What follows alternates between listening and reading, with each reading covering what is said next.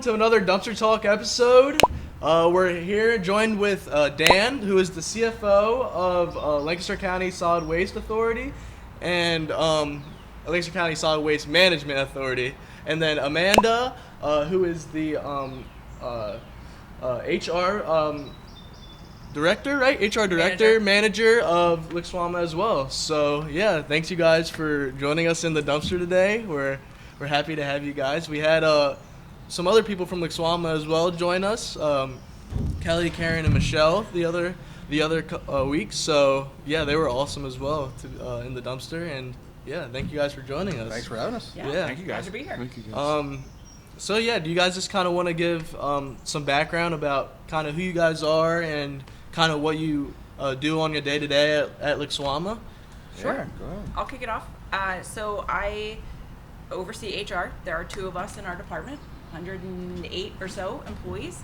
So everything we do throughout the day is different every day. Wow. But I do a lot of policy writing and talking with our managers about performance development and different things like that. I Nice. think that HR is my passion. It gives me a way to live out what I think is my purpose in life, and I love doing it at an organization that has passion for community. So I just love going to work every day. Yeah. Nice. I'm Dan Youngs. I serve as a CFO for LCSWMA, but I would like to say probably wear a lot of different hats. My direct oversight is finance, IT, HR, and risk management. But I mean, we all kind of chip in and serve where we need to serve. So title's one thing, but we all kind of pitch in and do what we need to do to make the business run. Nice. Nice. And going back in your history, did you always think that you would kind of end up in these roles that you are now, or like has your career kind of had a lot of like different types of things you guys done? My career has. I wanted to get into hotel and restaurant management, but really wanted to focus on people serving others. And in college, had an interest in my human resources classes. Okay. But really wanted to pursue a career in events and all of that space. Wasn't planning on getting married right after college, but so you're pretty young to get married. Yeah. Yeah. He changed my mind on marriage entirely, so I give my husband credit for that. But I did catering and events planning the first year of our marriage and was never home, and decided it was more important to me to be home. So I leaned on that interest that I found in human resources in college and got into a company at an entry-level role and did my thing to work up in HR and Nice. eventually left that organization, and LCSWMA kind of fell upon me, and I'm so glad it did. Wow, that's awesome. Yeah. And how long you said have you been there now? So just hit 4 years. Wow, congratulations. That's Yeah. awesome. Yeah. Nice. And Dan, kind of your career? Yeah, so it's both my parents are accountants, my Okay. sisters are accountants, so I don't know anything else in the world other than Yeah. finance. But I've always had a passion to be hands-on and not sitting behind a desk. So I went down the path, got my schooling in finance and business management, but I've always been doing something on the side, fabricating, welding, and all that fun stuff. And my whole career, starting mechanical contracting, then to a feed mill, and now at LCSWMA, all of the spaces that I've been working in have been kind of the blue-collar, industrious environments. So It's Okay. been a great way to pair both, the finance side, maybe the white-collar side with the blue-collar environment, and it's where I thrived and I love to be in. So Nice. Sweet. And I know our boss Dan said that you're a business, have a lot of businesses that you started and then also sold some too as well. Did you always have that kind of entrepreneurial like mindset back when you were in college and stuff too, or Yeah, how did that kind of all It's- start? It started early on. Wanted to earn a little extra money. So my parents, being accountants, they were like, "Hey, you got to learn the value of hard-earned money," and they didn't pay a dime for anything I had. And so 14, myself and a buddy, we started mowing lawns and doing a little bit like that, and then that just kind of kicked off the entrepreneurial spirit. Nice. In college, went in with another friend of mine, and we started a fabrication and powder coating shop up in Lebanon. Grew that business, sold that business, I've also been a musician, so Oh, cool. yeah, so played That's in a lot of crazy. bands, and started a business doing sound production, lighting production, installs. Worked with Sight and Sound Theater and several other more namely recognizable entities, but yeah, just started different things to find solutions, and that was pretty much it. Heard, in the sound business, hey, we're just not getting good service. Oh, well, we can do the service part, and we know a little bit about sound, so took that and tried to solve a problem. Would you say it's like hard for you, to focus on a lot of different things at once, or is it like when you're doing different things like music and then like starting your business, like is it better for you to like focus on one thing like at once and like just work on that and then start the next thing, or do you like do a lot of different doing a lot of different things at the same time? So I can answer Yeah, and this. you can. Yeah. Oh, here's the You truth. jump in, Amanda. Sure. He does do many different things at the same time, but he Yeah. has his brain's like constantly going. Okay. So those of us who report to him, he can like walk into your office and be like, "Hey, I had this idea," and then also like just leave it at the end of that. Tell you what his idea was, and then he's on moving to something else. Wow. Which is fun. Every day's new. You never Yeah. know what he's going to come up with. But I'll let you actually answer the question for real. No, that's really good. And I don't like multitasking because I don't think that is an efficient way to go. Okay. Maybe more compartmentalization. Geez, terrible. That's a hard word. I probably couldn't say it. But breaking it down into groups of effort. So, like you said, get down a train of thought, look at executing it, and the second part to being successful in pursuing many different avenues is having good teams. So it's not that I'm in it and I'm trying to multitask myself. It is helping shepherd the teams in those different areas. So even at LCSWMA, having 4 or 5 different areas of oversight, it's because I have strong teams that I can do that. And the flip side of having different areas to exercise the brain and creativity is I think it complements other efforts. You expand your thought, you expand your ideas because you're seeing and interacting with different people, trying to figure out different solutions. That you might say, "Ooh, that's a great opportunity for the other endeavor that is struggling with that area." I think it can be very complementary as long as it doesn't turn into multitasking and poor execution. For sure. Now, you said you have 4 areas. Can you explain like what all your areas are that you guys have and all you guys do? Yeah. So for my oversight with LCSWMA is the finance team, the IT team, HR, and risk management. One thing that's a bit unique for us, and it's been kind of recent, is we've started our own insurance company. So the risk management piece is actually pretty new for us. We formed our own insurance captive for our property coverage. It covers about $850 million of assets. It's domiciled, so it's located based out of Vermont. So we've created a solution to a problem with a unique approach that many haven't taken on. But again, we then hired a risk manager to come on board, help start building a team base, so that again, adding depth and oversight in different areas, it's not a stretch because you have teams in place. Certainly LCSWMA, we're touching waste, we're touching energy, logistics with our fleets, maintenance shop. We have 7-8 different industries. You add in running an insurance company. We have a combination of many industries. It's not just like, okay, we're a trucking company and how we have to worry about DOT and those types of things. We have to worry about that and energy markets and the commodity markets and relationships with the community, being a quasi-government entity. So that's what makes LCSWMA, I think, really neat is you have several different circles that we can operate within and create ways that they all work together.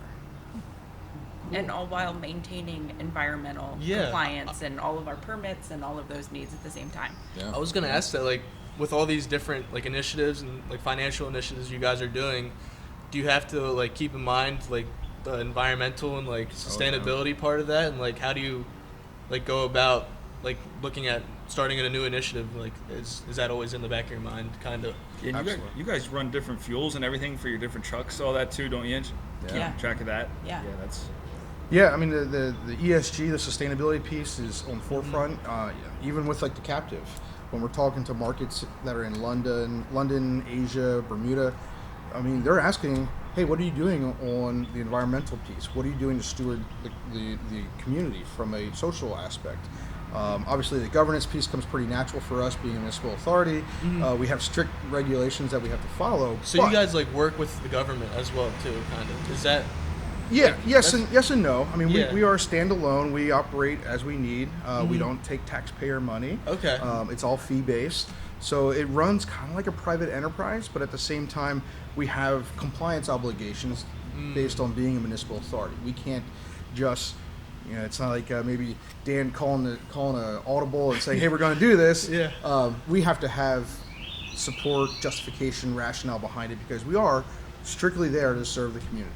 None of us own the business. We all have to make decisions on what's best for the community, not what's best for us. So what would you guys say is your favorite job? Not favorite job, but like favorite part of your job? Go ahead, Amanda. For me, it's the people. I love getting to interact with many different, like just the history that comes with LCSWMA itself. Then we have long tenured employees who can tell the most amazing stories I bet. about things that they have found and things that have happened through their careers, but also hearing the careers and the shifts in mindset and new and exciting things from new employees that come in, and then just people in general. Just every day they come in and they tell me things. I'm like, I don't know how we got there in that conversation, but that was really cool and I learned something new. So for me, it's the people. Sweet. Yeah, I would echo the same. The people and the connection with the community. Everything Amanda said about people, 100% same thing for me. We have great staff, great talents. Also, the fact that, again, 7 different industries, 8 different industries, you get a lot of different perspectives at the tables that we get to work together with. But then on the flip side with the community is just the connections with different areas. Like we're sitting here today with you guys, but going further, we're talking with 7 different industries across the nation. In the insurance side, we're global with our connections there. And it constantly keeps us thinking about new ways of looking at ourselves and how we can deliver better value. Sure. And I was just, for the people that may have not watched like our last Dumpster Talk episode, and just for people that are curious, how would you describe like just maybe a couple sentences of like what is like LCSWMA as a whole? Like what is your main like purpose and like job as LCSWMA? So our sole mission is we are a service to the community. We are focused on doing the right path in managing solid waste, but also looking to steward those abilities in ways that kind of push the envelope. So we could easily be a landfill and that's it. But our history and where we continue to look forward is let's do more than the minimum. So we create value, we create the best opportunities for environmental excellence, stewarding assets, stewarding our community. It's just we're using solid waste as a mechanism to do good. So you guys do it through scrap metal, other companies do it through painting or whatever the case is. Those are just creating the means to do greater good. So that's why I look at LCSWMA. Nice. And would you say like how many people work at LCSWMA? Do you know like 108. total? 108. Okay, nice. We're a very lean organization. Yeah, and Understand that's that. awesome. Lean but mighty.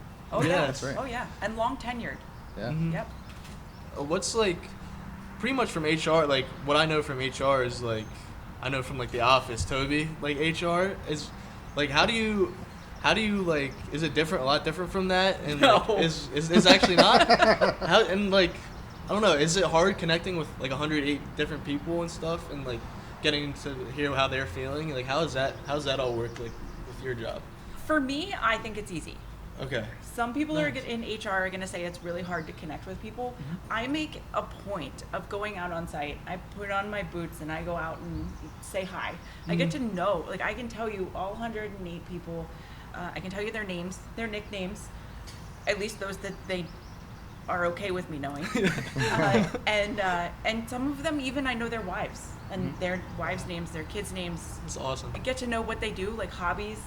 The guys at the landfill, I just went deep sea fishing for the first time. No way. The first people I told were them. Yeah. So it was, it's, for me, it's easy, but I'm intentional about how I do it. Some people in HR, it's not easy to make those connections, but yes, Toby in the office, I feel for him. Yeah. What do you think the importance is of like building those connections with the people in your workplace? Yeah, it has a lot to do with building that level of respect and trust and authenticity. And I personally, I care about people. I want them to understand how their benefits work, how their compensation works.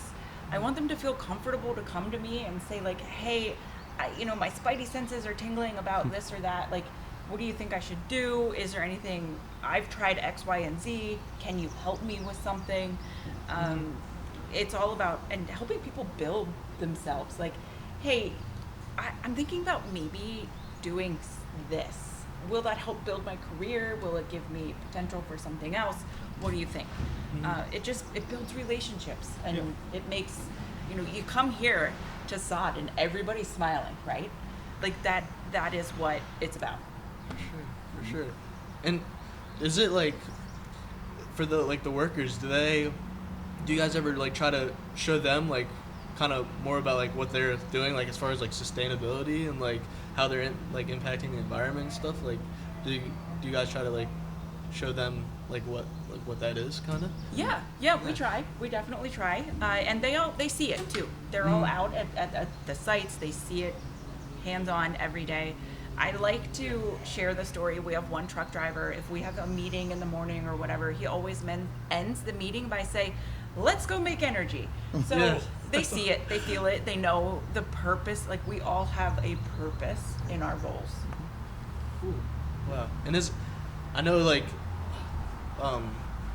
a big thing now that we're hearing a lot is like retaining the workers and stuff. Has that like helped like them knowing and having like a passion for what they do? Has that helped like them stay for like the long term, you think? Definitely. Yeah. In stay interviews and just general conversations I've done with employees, and even our annual feedback survey, we have a question that talks about what is LCSWMA for you? Is it just a job? Is it career? Is it long term? And a lot of people actually comment that that they like working for an organization that has a purpose, that they understand what it is and why they do what they do. For sure. I think it's so important for us. I know like for me it definitely like knowing like I'm helping like with the recycling process and keeping the world like more cleaner and like place is just really cool for me. Like it gives me a lot of purpose every day. So that's awesome. I know you guys were saying about how like you help the community and all that, and when we had you guys in for like Earth Day, and they were talking about the batteries, have you seen like a drop in the batteries, like the fires? Have people taken a step and it started to be more? I mean, because I didn't understand it at first, and then I've seen like 4 dump trucks on fire. Yeah. And As risk management, you wanna handle that one? Sure. Yeah. I would like to say we've seen improvement, but we haven't. And I think what we're coming up against is there's just more volume of the batteries out there, and those that have aged are getting tossed. So we're just seeing more volume of those come in. Then they get scraped up on the tip floor. They get smashed in the dumpster or sitting outside in the water from rain. They hit our sites. We've had more fire incidents, and again, all been small, but we've seen more occurrences this year to date than last year in total. Wow. So it's definitely a concern, and so that's why our big push now is education. We want people to be aware, and not only just for the safety of our staff and our assets, the buildings and whatnot, but we want to educate people at home, because if they're misused at home, then you're putting their own family, their own homes at risk. So we just want to get a blanket message out there of, hey, how to handle these, what we're learning from the markets, and how we can share that information so that people's homes are safe, their families are safe, and then certainly as proper ways of disposal to keep our staff and our property safe as well. Now, is it all batteries, or is it just like the rechargeable batteries? the lithium-ion rechargeable, and not all rechargeables are lithium-ion, so it is lithium-ion batteries that are the issue. Okay. But as are the DeWalt battery packs, the packs that are in like your electric scooter, anything that's relatively lightweight and high output, those are lithium-ion. So yeah, there's a good bit of risk. So how do you see that like changing in the future? Because like you said, you guys had talked about it here at Earth Day, and then literally I think within the next 2 weeks, me and Dan were coming home from an event, and one of the I don't know if it was you guys or Penn Waste, but the truck was on fire, and that was like an eye opener for me, because it's one thing to like hear it, but actually see a truck on fire, it's pretty dangerous. Like, how do you think this can be like resolved at the end of the day? Because it's hard, because a lot of people just don't care. Like you could tell them all day, but some people just really don't care. Yeah, I think it kind of goes back to even some of the challenges we see in recycling, starting from the producer side, to say, hey, we're producing this material, and there's a responsibility on us, or the producer, to have an outlet at the end. And whether it's education up front, better packaging that has awareness and education of proper disposal, but making sure there's outlets and there's ways to recapture what would be potentially hazardous materials. Providing that full circle of use starting from the producer, I think could be a great shift. But just like recycling, we're still trying to find our way through finding good outlets for all the recyclable materials. We're not quite there. Yeah. It's definitely hard. You guys they can bring, I know they brought the bags that you're supposed to put them in. You guys you can pull in. I heard it's a really easy process. You can just pull in.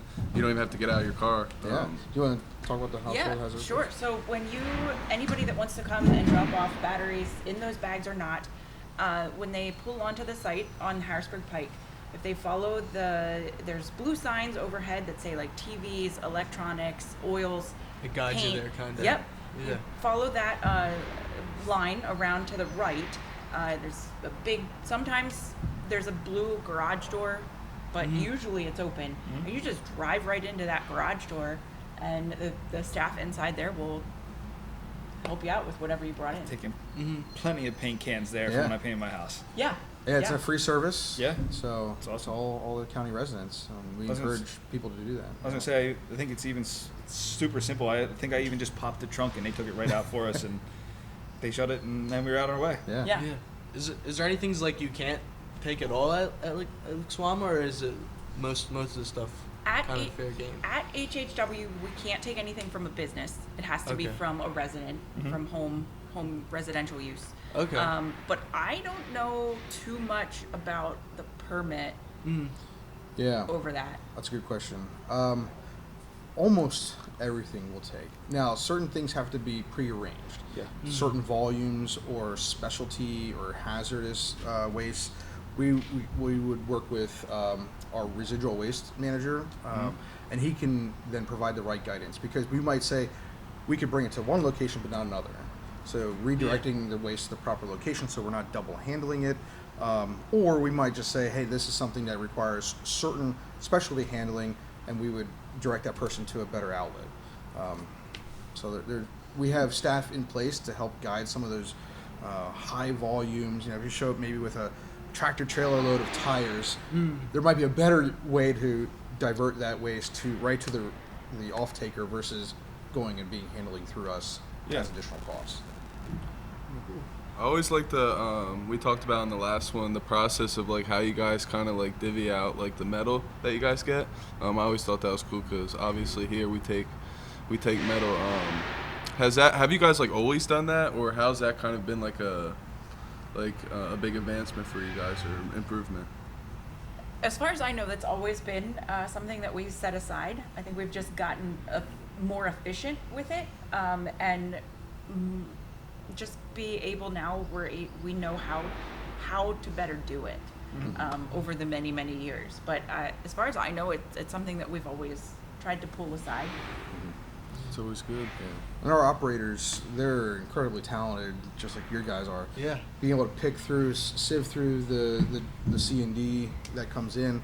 But even then, at the waste energy, whatever gets through that process on the back end of both our plants, there is additional separation for metals, non-ferrous and non-ferrous. So we again try to extract as much value being good stewards of what we have coming in the front door. For sure. And I know, I think I heard Dan talk about like the Purdue. You have a Purdue. Yeah. I think it's like chicken or is Soybean it meal. Soybeans. Okay, and that is like mainly all run off like steam. That's correct. Like so it kind of is like a full circle really thing. Yeah. It's Do a you guys, closed loop, yeah. if you want to talk about like that facility. Sure. Yeah, so waste to energy, one of the main perks for Purdue coming in next door was the ability for us to feed them steam to run all of their processing on clean energy versus having to use a fuel oil. So they have the ability to say, hey, we're using renewable energy, steam, that's produced from waste to process their soybean meal. And for us, it's another revenue source because we had excess steam, we could feed it to them and gain another revenue source, which actually adds a bit of stability. So at energy markets, electric markets go up and down, we have arrangements in place with the steam. So it's again just another way to maximize the value from our waste, and that's also something our business development folks we're constantly looking into is we have these resources. How can we partner or tie in other opportunities, public or private, to utilize the energy that we're creating from waste? Yeah. Do you think like one day like it will be like 100% like the energy could be like from like renewable energy like steam or like is there like a while to go before we get like to that? Yes, That I would say it's a while to go, but it's definitely doable. You think it could happen? In Europe, waste energy is very prevalent. They don't have a lot of land, and over there they've also taken the approach of taxing the disposal and landfill. So there's a financial incentive over there to utilize renewable sources like waste energy. Here in the States, we still have a ton of land out west that's very, very cheap. So the economics of it doesn't quite match up. Yeah. But with more and more focus on doing sustainable projects and producing sustainable renewable energy, I could see there be a resurgence of momentum. The more we talk about it, the more we share the benefits of what it is. I think talking with our operators, we are the only municipal authority in the States that has 2 waste energy facilities. Wow. The one in Lancaster and the one in Harrisburg. And so I think it's just continuing to tell the message, to share what the good is that we're creating so people understand it. And I just think there's a lot of opportunity that we haven't touched yet. Yeah. Sure. And I'm pretty sure Lancaster County is pretty like advanced like with recycling and all that compared to like other counties, right? It's like 51% Yep. overall. We have a very high recycling rate. Okay. It's like 20% over the national rate or whatever they said Nice. last time. Yeah, I think for sure just continuing to spread that message is really what's really going to help continue it to grow and stuff. Yeah. For sure. For sure. So how's your guys' like to switch over to like kind of personal, like how's your guys like work-life balance? Like do you guys have like husband, wives at home, kids? Go ahead. So I just have a dog and my husband at home. What kind of dog? She's an English Shepherd. Ooh. We do not have a farm, so I like to say that she's a working farm dog stuck in suburbia. We have to be really intentional about using her mental energy and her physical energy every day, or she will drive us crazy. Oh, she's hyper? Oh yeah. Oh, yeah. wow. She's 2.5. So I have She's come really to hyper. yeah I have come to work with like some crazy stories. Like I know I'm in a bad mood. It was the dog. Like just don't ask. So my husband is a school teacher. He teaches physics at Manheim Township. So that's his schedule. That's what he does. And then also some things at our church. And for me, I love to work. Like I live to work, but not necessarily always for LCSWMA. I make sure that I spend my days doing all things LCSWMA, but I also am on the board for Central Market and love it. I mean, who doesn't love Central It's Market? every Saturday trip nice. for us. Yeah, Nice. Yeah. I'm also on the board for the Central Penn Business Group on Health, which sounds like technical and kind of boring, but it's really great for employers and healthcare and benefits that they offer. And then I'm also involved in things at my church. I am volunteering there several times a week, and involved in the Lancaster HR Society. So I keep myself pretty busy. Definitely keep yourself busy for sure. So, It's good though. yeah. So I just make sure that I share my schedule with my husband, and he knows when I'm going to be home and when I'm not. And So is this summer that's how for we him go. right now? Oh yeah. I came home one day and he Awesome had teacher. he took apart our laundry room and decided he was going to paint it random, which he's good at. He's really handy. He does some really fantastic work, but I didn't know he was doing it. So that was a surprise when I got in the door. But yeah. So Gotta you love really those. like being productive like most of the days. That's awesome. Yeah, I have actually really been trying to work on not defining how good my day was by the level of productivity. Yeah. I can have a good day and still maybe have maybe not even crossed anything off my to-do list, but as my career has been advancing over the last 15 so years, learning how to be like, it's okay to just have had a few hours to think about a project and how to implement it and things like that, and not actually cross it off my list. I have to agree with that, because there's some days where you get, like you said, nothing crossed off, but then you leave mentally and you're like happy about it. But then there's some days where you get everything done and you're just drained and completely out of it by the time you get home, and you're like, that was not a good day. Yeah, yeah. But I do have another question. Sure. Is the bulldog still wandering the halls? He is not. No. Wait, is there a bulldog There was a somewhere? bulldog. that There used to- was, yes. Oh, Loving Winston. Oh, no. Yes. Was our unofficial mascot. Yes, he was a mascot. Yeah. Wow. Yeah. He had some not good health, I think. Yeah, Yeah. I understand. Maybe all the milk bones from our truck drivers every morning. Yeah. Oh, okay. So he was like at LCSWMA walking yeah. around and stuff. Yeah, oh, yeah. Cool. Yeah. I never saw him before. You could bring your dog in now. Yeah. I did once. I did. Oh. Just because I needed to take. I had an early morning appointment or meeting with a employee, and then I needed to take her to a vet appointment. And the guys were like, bring her in. She was terrified. They tried to give her a milk bone. She didn't want it. I was like, ooh, this is not her. Wow. It's funny. Yeah. How's your like work-life balance? Yeah. I like to say there's no balance. Hear that a lot. And yes, and actually, I prefer to look at it as just finding ways of fulfillment and enjoyment. I don't clock, like, oh, here's 8 to 5. I block that time for LCSWMA. My day is very fluid, and I say that because it's coming out and doing these things. To me, this isn't work. This is part of just enjoying being a contributor to society. But yes, I do put a lot of work in, whether it's LCSWMA, whether it's outside engagements. But I have a family that is very supportive of it, and at the same time, though, they're part of the whole equation as well. So they're mixed in. If I go to an event, a lot of times my wife will join me.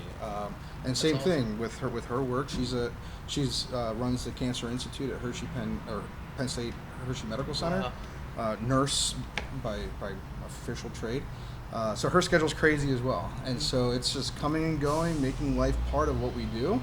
We both enjoy the careers that we have, and so it's just interwoven as who we are as a family.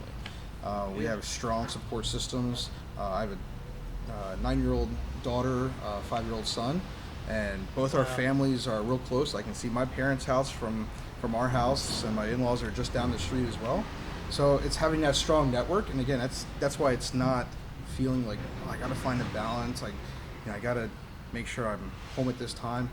Yeah. Sometimes it's an early day, or sometimes it's a remote day. Other times it's a long evening cranking stuff out. But it's a give and take. It's finding a balance. Everyone's balance is different. Yeah. I've heard. I've recently heard, and I'm trying to use work-life integration instead of work-life balance. At first, I thought it was like some weird HR cliche thing. But the more I think about it, I think it makes more sense. You're just integrating work and life together. Mm-hmm. Yeah, for sure. That way, that probably helps just overall, like your mental, like Yeah. every day, just not thinking about it as like one or the other, just kind of all like a fluid thing. Yeah. Yes. That's awesome. I think if you talk about finding a balance, then when you don't have it, you have this mental fatigue of, Yeah. I didn't, I'm struggling at this. Well, no, you're not struggling at anything. It's just integrating all components of what you do into your life. There's going to be ebbs and flows. There's going to be, just like you guys, sometimes you got to come in early and knock stuff out because you have other commitments you want to attend to. Perfect. That's great. And it's just that ebb and flow. Yep, for sure. Do you guys see do you like setting goals for yourself, like 5 to 10 years from now, like where you want to see yourself, or do you like just kind of staying in like the present and trying to focusing on like the stuff you have like currently going on?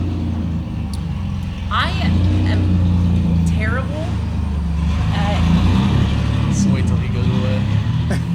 We'll edit that out. Yeah. That's the yard truck. I am terrible at setting actual goals for myself. Something I'm working on with my coach, just because it's easier to. It is a good idea to have goals, but I am terrible at actually making written down goals. I also joke that I don't know what I want to do when I grow up.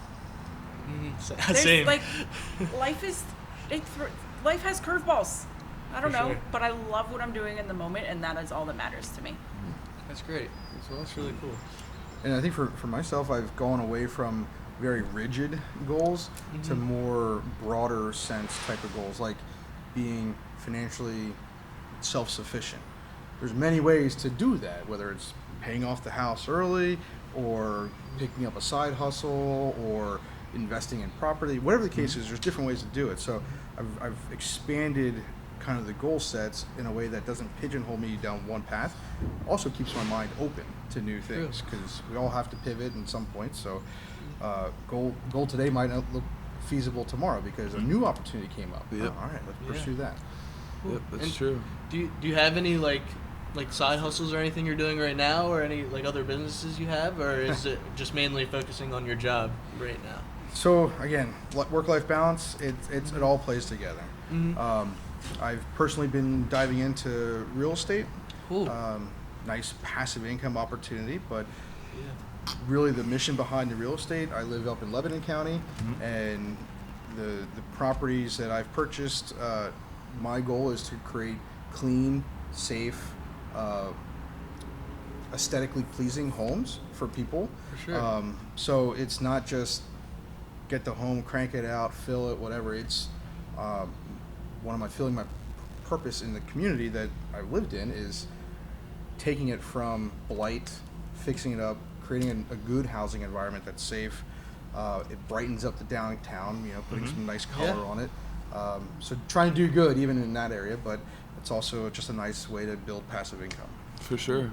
Well, I have one more question. We're all pretty young, 20, 21, 27. If you could kind of go back in time and just like, if you could have someone give you advice when you were our age, what would that advice be or like look like? It's a tough one. Whatever you're doing, do it for you and not for somebody else. Okay. Whatever like that that. means to you, live your life for yourself. Yeah, because at the end of the day, like, you're the Yeah. only one you really Yeah. have. Yeah. I mean, I guess if you have kids or whatnot, you kind of have to also live your life for your kids. It But probably changes your mindset a little bit about yeah, stuff. yeah. But, But yeah. really, what you're striving for and what you're working towards, do that for yourself and not for anyone else's expectation of you. Awesome. Yeah. I like that a lot. For sure. I would say for me would be get out of the comfort zones. If it's something that's scary, go forward into it.